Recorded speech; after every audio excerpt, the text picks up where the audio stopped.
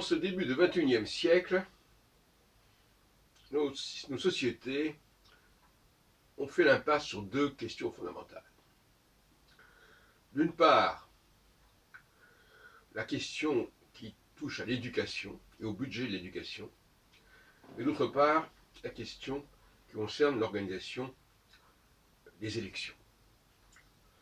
Sur ces deux points, les moyens employés sont extrêmement insuffisants, et c'est cela qui va être traité à présent. Sur le premier point, l'éducation, il est clair que on ne peut pas mener une politique aveugle au nom d'une sorte d'équité ou d'égalité.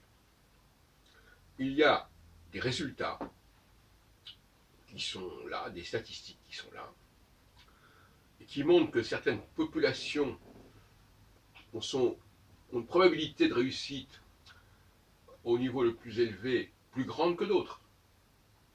Il est donc normal d'investir davantage sur ces populations. Ne pas le faire, c'est donc priver de fonds les populations qui ont le plus de chances de réussir, donc avec un rendement sur investissement aussi grand que possible de la part de l'État, et d'autre part,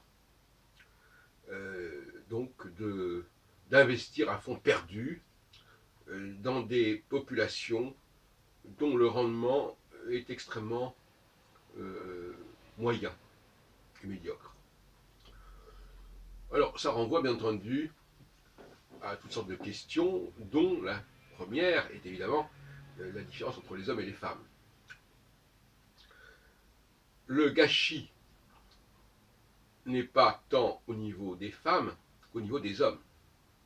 Ça peut paraître paradoxal, mais c'est là où la population a déjà montré qu'elle avait un potentiel important, que le gâchis peut se produire si on ne donne pas assez de fonds pour cela. Et là où la population, de toute façon, a des résultats extrêmement faibles, le risque de gâchis est d'autant plus faible également, puisque de toute façon, il n'y a pas d'enjeu. Le deuxième point, c'est la question de l'organisation des élections et de la vie politique en général. Et là encore, de la même façon que les recherches sur la question du genre, des sexes au niveau psychosociologique sont bloquées en quelque sorte, et qu'elles n'ont pas d'incidence, donc là il y a un obstacle épistémologique majeur. De la même façon, concernant la question de la structure du temps, là également les recherches sont bloquées.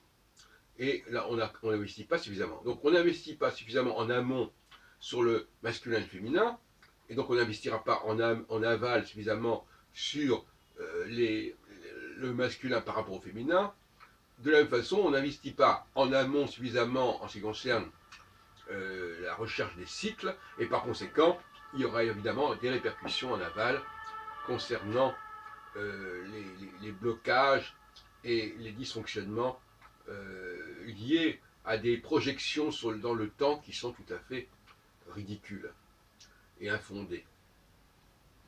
Bon, là, vous avez bien compris qu'il s'agissait là de deux volets d'une même discipline que j'appelle la sexopsychologie, qui comporte deux spécialisations. D'une part, réfléchir sur les différences entre les hommes et les femmes, et toutes les implications que ça peut avoir au niveau notamment, comme je viens de le dire, de l'éducation, et des investissements éducatifs, notamment dans le supérieur, dans la recherche, et des bourses que ça implique, et des encouragements que ça implique. D'autre part, la question du droit constitutionnel, et du fait que les constitutions devraient s'appuyer, parce qu'elles ne le font pas, sur une connaissance cyclique qui n'a rien à voir avec les bricolages auxquels on assiste depuis déjà la fin du XVIIIe siècle.